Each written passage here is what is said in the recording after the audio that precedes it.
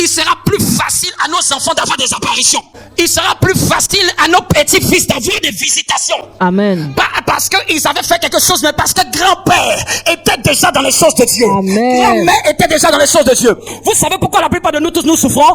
On remonte à 3 générations. Il n'y a personne qui était dans la foi. Tu remontes même parfois même à tes parents. C'est un peu seulement que certains parents de certains chrétiens priaient. Mais tu remontes seulement un moins d'eux. Ils ne priaient pas. Amen. Ils ne craignaient pas Dieu.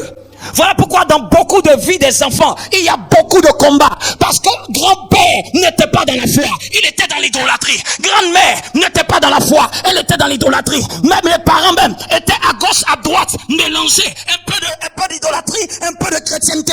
Quand tu bâtis un foyer selon Dieu, tu es en train de pérenniser un héritage divin. Vous ne comprenez pas la pensée de Dieu quand il parle du mariage. Dieu voit une lignée, les gens voient seulement des enfants.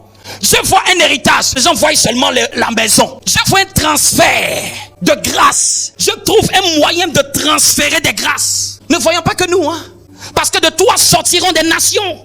De nous sortiront d'autres enfants qui n'auront pas le même combat que nous, qui rentreront plus facilement dans certaines choses.